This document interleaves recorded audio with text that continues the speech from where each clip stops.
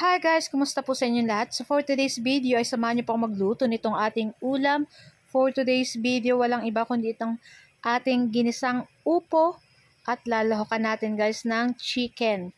At mamaya maglalagay tayo dyan guys ng tomato sauce para pampa-orange dito sa ating lulutuin. And meron po akong Argentina pork giniling, lalagyan pa natin guys kasi pampasarap pa yun dito sa ating lulutuin. So ayan na nga, at nagpainit na tayo ng ating kawali at naglagay na tayo ng mantika at syempre mag-start na tayo maggisa ng ating bawang and ng ating sibuyas. Ayan, halu-haluin lang po natin iyan hanggang lumabas yung aromatic nitong ating bawang at sibuyas.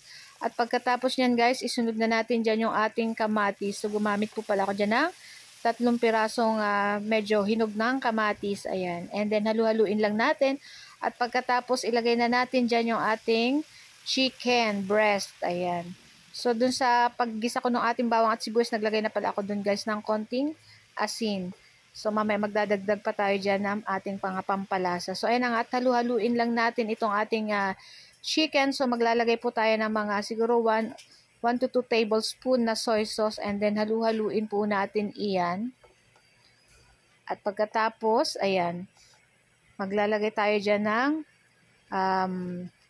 yan yung ating Argentina pork giniling. Naku guys, ang sarap nito guys. Ayan.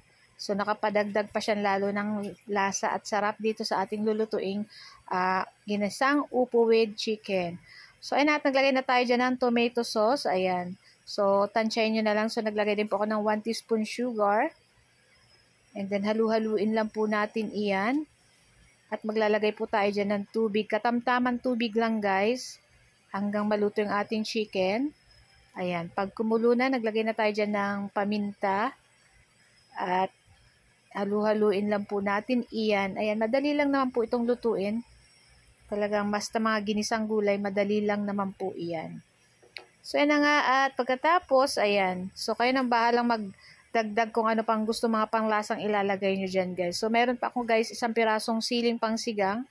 Nilagay ko na yan dyan guys bago masayang. Para syempre hindi naman masayang. Ilagay na natin sa ating mga lulutuin. So nilagay ko na rin yung ating upo dyan guys. So inislice ko lang yan ng ganyan kalalaki. Ayan. Kasi yung ating chicken is malalaki yung slice kasi kaya yung ating upo nilakihan ko na rin ng slice. Ayan. Yung upo naman po is madali lang naman guys maluto. And syempre napakasarap nito at syempre masustansya naman ang ating gulay na upo.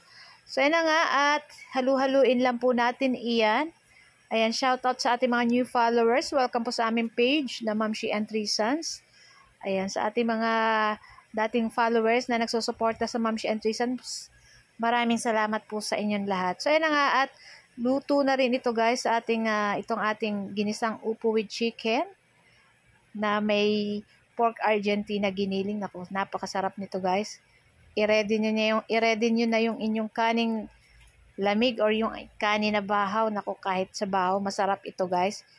Pwede kayo magsawsawan pa din dito guys ng patis na may kalamansi.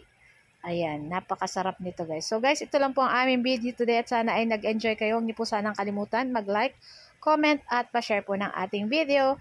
So guys, thank you for watching and see you next video again. Tara na at kainan na. Happy lunchtime everyone. Sarap!